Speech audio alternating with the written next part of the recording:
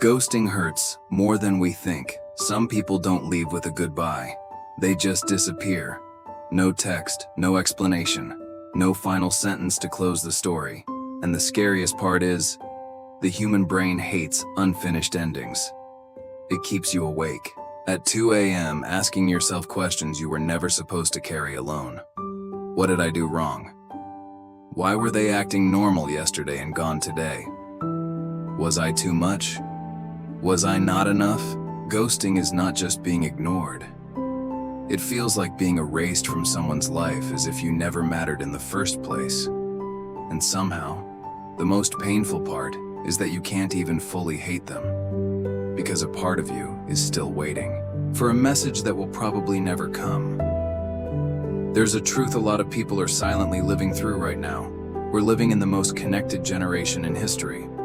Yet people have never felt more emotionally abandoned. A study published in the Journal of Social and Personal Relationships found that ghosting can activate the same regions of the brain associated with physical pain, which means when someone suddenly disappears from your life, your brain reacts almost like you've been physically hurt.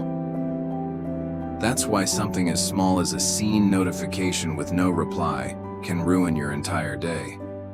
And honestly, what makes it worse is that ghosting has slowly become normal in digital culture.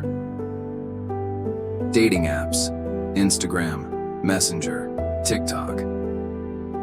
Everything moves too fast now.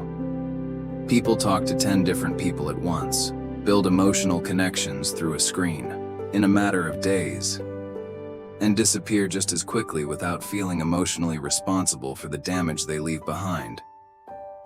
Think about it.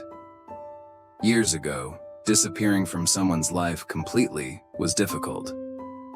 Now all it takes is active 5 minutes ago, while they ignore your message, and the human brain was never designed to handle that kind of silence. Because what hurts about ghosting isn't only losing someone, it's the absence of closure. Human beings handle painful truths better than uncertainty. If someone honestly said, "I don't feel the same anymore," it would hurt, but at least your mind would have an answer. Ghosting is different. It forces your brain into an endless loop trying to solve a mystery that has no solution. Did I say something wrong? Was I too needy? Did they lose interest because of me? You start analyzing every text, every emoji, every delayed reply. And that's when dopamine quietly starts taking control of your emotions. Most people don't realize this, but ghosting works a lot like emotional gambling. When someone texts you every day and suddenly disappears, your brain enters a craving state. It's the same psychological mechanism behind slot machines, not because rewards happen consistently, but because they might happen. So you keep checking your phone, a notification pops up, and your heart races for a second, but it's just a random ad. And somehow the person who hurt you the most becomes the person you think about the most. That's not weakness, that's neuroscience. The human brain becomes obsessed with unfinished emotional loops. That's why ghosting doesn't create closure. It creates obsession. Some people say, "Come on, it was just one person." But ghosting doesn't only take away a person. It damages your sense of self-worth. You start doubting yourself in ways nobody else can see. You stop texting first. You type messages and delete them 5 times. You become afraid of sounding annoying, afraid of getting ignored again, afraid of caring more than the other person. And slowly, emotional numbness begins to grow. Not because you stopped feeling, but because you got tired of hoping. And ghosting hurts even deeper for people with anxious attachment. People who already carry a fear of abandonment. Maybe because love felt unstable. Growing up, maybe because they've been betrayed before. Maybe because they learned early in life that they had to earn love instead of simply receiving it. So when someone disappears without explanation, it doesn't just reopen a recent wound. It reactivates every old fear they've ever buried. The fear that says, nobody ever stays. That's why some people only talk for a few weeks, yet it takes months to recover. Because what they miss isn't always the person. Sometimes it's the feeling of finally being chosen and then suddenly being abandoned again. There's a story happening every day online that probably sounds painfully familiar. Two people meet randomly. At first it's casual. It's small conversations, late night texts. Then slowly, "Did you eat yet? Text me when you get home. Good night." Tiny things. But repeated enough times, the brain starts treating that person like part of your emotional routine. You begin sharing things you don't tell anyone else, sending photos of the sky, sharing songs that remind you of your thoughts at night, waiting for their text before you fall asleep. And then one day, silence. At first you think they're just busy. One day passes, then two, then a week. Your last message sits there unanswered, and the hardest part is not knowing whether to grieve, be angry, or keep waiting. Ghosting traps people between already gone and not fully over. And honestly, a lot of people who ghost others aren't necessarily evil. They're emotionally immature. It takes courage to say, "I don't feel the same anymore." Disappearing is easier, but easy for one person often becomes emotional damage for the other.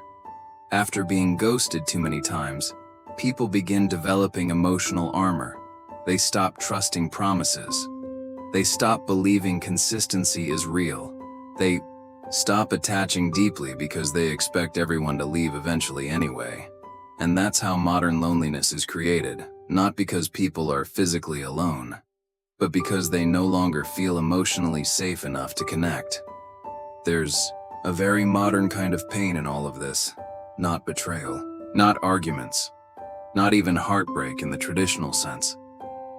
Just someone who used to exist in your everyday life suddenly acting like you never existed at all.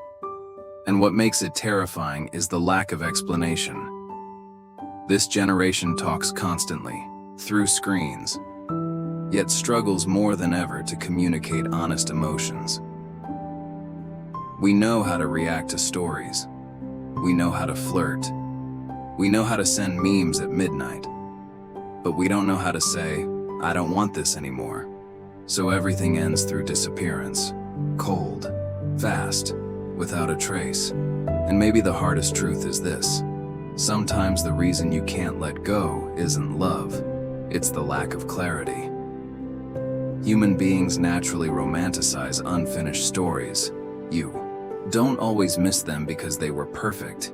You miss them because the story ended in the middle of a sentence. Your brain keeps creating imaginary possibilities. What if they come back? What if it was all a misunderstanding? What if they still think about me too? Hope sounds beautiful, but sometimes hope is the very thing keeping the pain alive. But this is something you need to hear. Someone ghosting you does not automatically mean you were unlovable. More often, it reveals their inability to communicate emotions in a mature way. Emotionally mature people say difficult truths. Emotionally immature people disappear and leave others to clean up the emotional mess alone. And sometimes, silence says more than rejection ever could. If you're still thinking about someone who disappeared from your life without warning, the hardest part probably isn't forgetting them. It's stopping yourself from taking the blame. Not every ending comes with a beautiful explanation. Not everyone who enters your life knows how to stay gently, and sometimes closure doesn't come from them finally apologizing. It comes from the moment you stop waiting. One day, you'll realize you no longer check that old conversation at 2 a.m. Your chest won't feel heavy when you see their name anymore. You'll stop replaying old memories trying to figure out where things went wrong. Healing doesn't mean forgetting someone completely. Healing is remembering them, without your body hurting the way it used to. And maybe one of the most beautiful things about all of this is that your ability to feel pain still means you're capable of loving deeply. In a world where so many people are emotionally detached, that isn't weakness. Just learn to give your heart to people who make you feel safe instead of uncertain.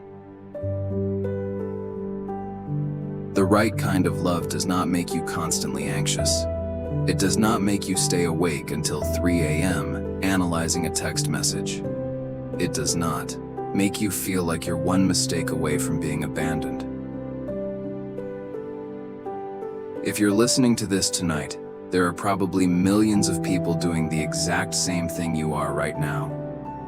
Reading old conversations, waiting for a notification, missing someone who's been silent for a long time, and maybe all of us are slowly learning the same lesson. Someone leaving without a word is not proof that you were hard to love. Sometimes it simply means they never learned how to love someone without hurting them. And one day, someone will come into your life who won't make you question where you stand. Someone who won't disappear the moment emotions become real. Someone who stays clearly. And when that happens, you'll finally understand something important. Real love does not make you panic, it makes you feel safe.